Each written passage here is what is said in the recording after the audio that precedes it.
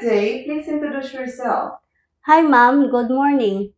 My name is Laila Candel, 32 years old, married. I have two kids. I live in Barangay Alibayog, Sara, Iloilo. I have a 4 brother and 3 sisters. I'm graduate of Sara National High School. Okay, so it means you are a high school graduate. Yes ma'am. Okay, so and you are a mother of 2 kids, right? Yes ma'am. What are the ages of your kids right now? 13 and 11 years old ma'am. Are you also the one taking care of your kids? Yes ma'am. And who will take care of your kids if you work abroad? My parents and husband ma'am. Do you have a work experience as a domestic helper abroad before? No ma'am, but I work here in the Philippines as a domestic helper of 3 years.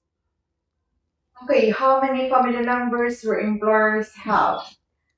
4 ma'am. Okay, and how many are the kids of your employer? 2 ma'am. What are the ages of the kids of your employer? 5 years old and 2 years old ma'am. And what are your household chores? Uh, like washing, cleaning, cooking, and ironing clothes. But my my main of duty is to take care of the kids ma'am. Okay, so how would you describe your employers? Are they good to you? Yes ma'am. And how would you describe yourself as a worker? I am hardworking, honest, and responsible person ma'am. Do you have any tattoo? No ma'am. Do you have a surgical operation or serious sickness before? No ma'am. Why do you want to work abroad?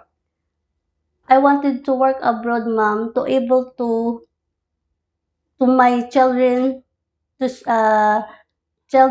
take school, and I built house for my family.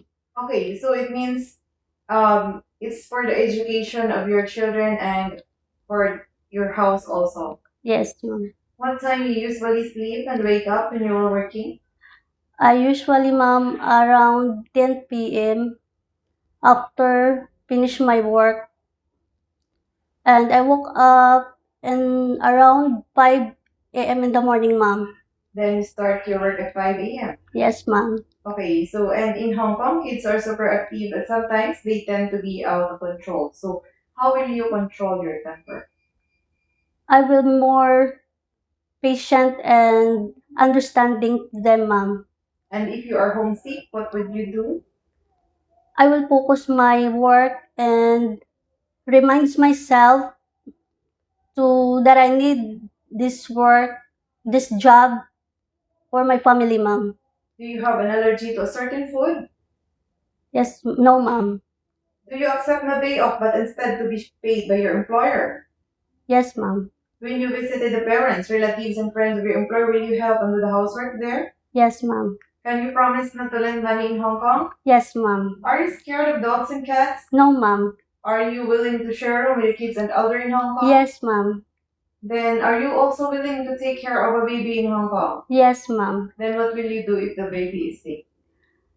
First ma'am, I will check the temperature. If the baby is sick ma'am, I will call the employer ma'am. Okay, so and then can you sing a nursery song for baby or kids? Yes ma'am. Okay, can you give me example please? Watermelon, watermelon, papaya, papaya, banana, banana, banana, banana, fruit salad, fruit salad. Okay, thank you. Do you smoke or drink alcohol? No, ma'am. Do you promise not to use your cell phone during working hours? Yes, ma'am. Do you promise to finish your contract with your employer? Yes, ma'am. I'm willing to extend my contract as I long my employer needs me. Okay, so can you please say a short a message to your future employers? Hi, sir. Hi, good day, sir, ma'am. Please domestic select my domestic helper of your to take the kids and to take the kids to care your home and kids, ma'am. Okay, so, and could you promise to serve the family of your employer with all your best? Yes, ma'am. Okay, so that's all for today, and thank you for coming.